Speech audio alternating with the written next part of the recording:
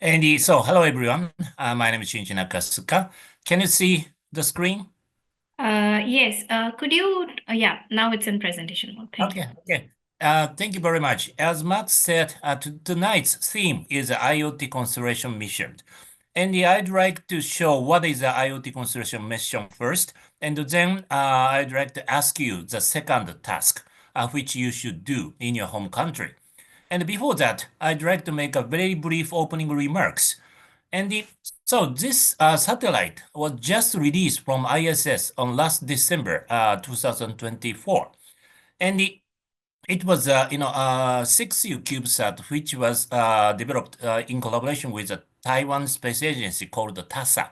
And it has a very good camera, which has a TDI method to obtain very high resolution pictures with high SN ratio. And the important thing is that this satellite was released in last December, but it just went into the atmosphere. That means only the orbital life is 2.5 months. So this is because the solar activity is maximum this year, and that makes the atmosphere around the Earth expand, and which makes large drags in the even the high altitude satellite. So the orbital life is very short now. And as you know, this solar activity cycle is 11 years. So this year is a maximum, and that means from now, as 5 years from now, will be minimum. So I'd like to recommend you to launch your satellite, especially if your satellite is released from ISS. The best time is 5 years from now. Okay, so please remember that.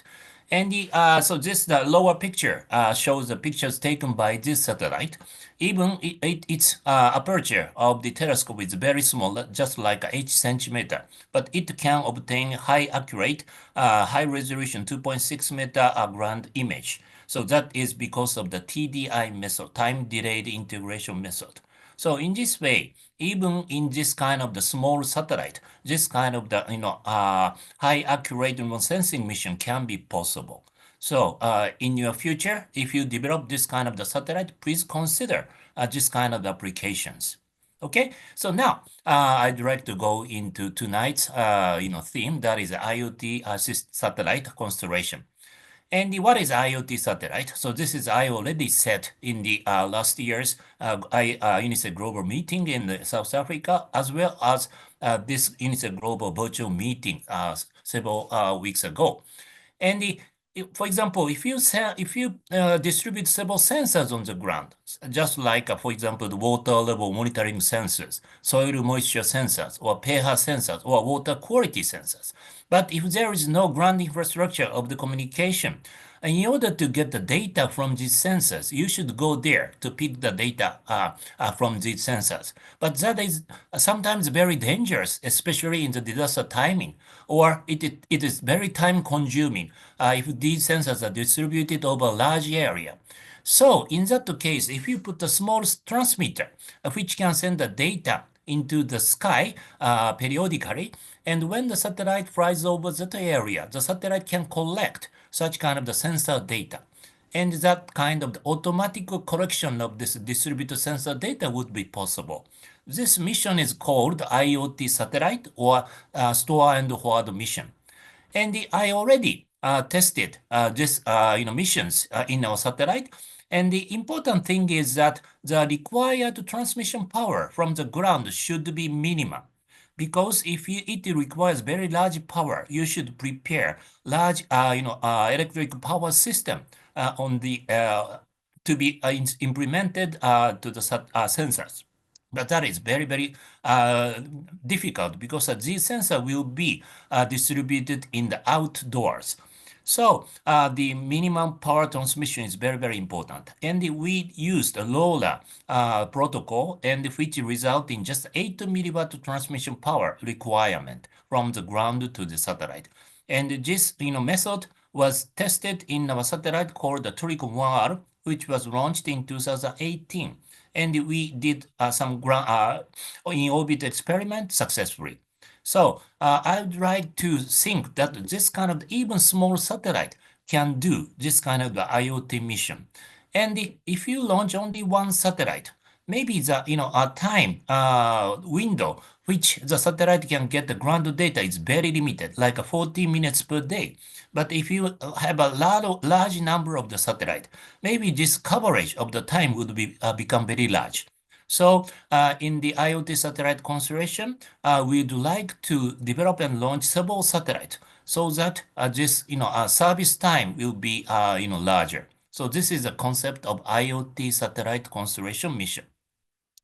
And in the first step of this mission, I already asked you to search for some use cases in your country, which is very suitably, conducted by the IoT satellite missions. For example, monitoring animal movement over wide areas, or wildfire detection and monitoring, or flood detection and monitoring, that is a water level sensor network, or agriculture field monitoring, including the pH, moisture level sensors, and so on.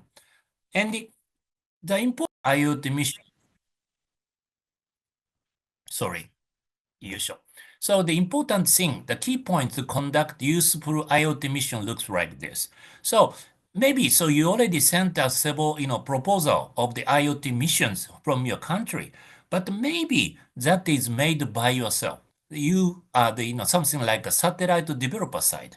But important thing is that you should contact the real users, your potential users in your country, which will use this kind of the IoT missions.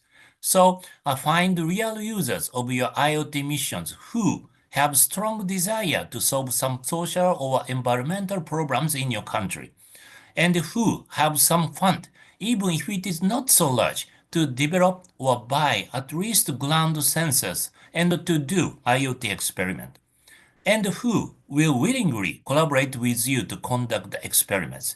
Not only a satellite developer side, but also you should find such kind of the user size in your country. So that is a very key point in order to make your IoT mission successful.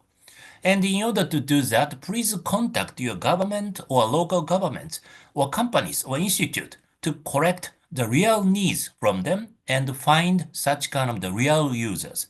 That is a very important thing, and I'd like to ask you to do as a second step.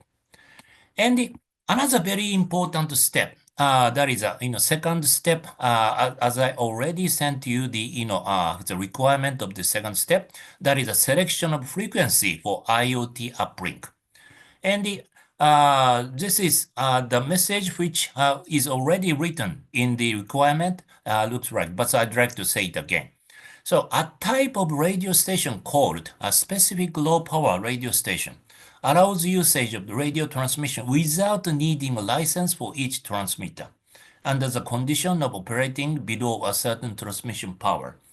So if you make a communication to the satellite, so all the ground transmission system requires a license. But if that is applied to this IoT mission, it is very time consuming to obtain the license for all the transmitter on the ground.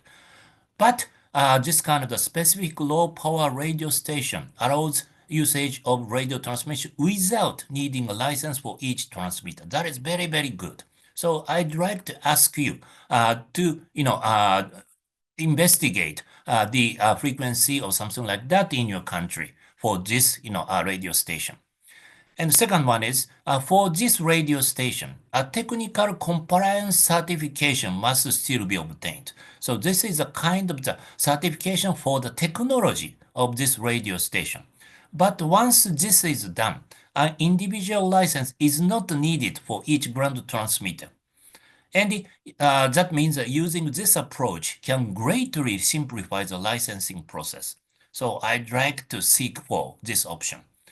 However, this frequency and its corresponding transmission power limit vary by country. So we would like you to investigate the values of this frequency and power limit in your respective countries. So this is the second step task. And if we get the report from your side, we would like to design this kind of the IoT receiver in this way. The receiver on satellite will be designed as SDR, software-defined radio, which can cover several frequency bands so that its waiting frequency can be switched when the satellite flies over different countries. For example, when the satellite flies over Japan, its waiting frequency will be 920 megahertz. But it flies over the different countries. Its waiting frequency will be switched to the frequency which is legally assured in that country. So in this way, the waiting frequency will be changed when the satellite flies over the different countries. So that is our current plan. But another very difficult issue is antenna. Antenna design is a key technical issue because antenna is usually designed for a certain frequency.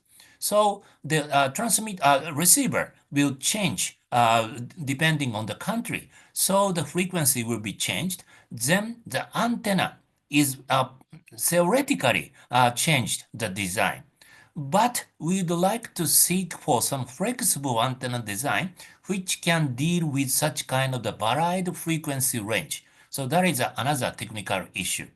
So, but we'd like to seek for such kind of the design of the antenna which can cover the different frequency. Okay, so this is what we would like to do in future. So this is an example of Japan. So Japanese specific low power radio station, frequency and RF power limit like this. And the 920 to 928, that is very frequently used for the roller on the Japanese frequency, Japanese communication system. And this was used our Tricom 1R satellite. And another frequency like this, 300 to 150, or 200 to 426, or 1200, and so on. But we think that considering the antenna design, we would like to continually use this kind of the 920 region for the IoT mission. But we'd like to see what is this frequency in the other country and consider what frequency range would be adequate for our IoT mission. So this is the current plan. Okay, you understand? Okay, so if you have some questions, please ask me, or if you have some questions, please write your question in the chat. Thank you very much. So this is the end of my statement.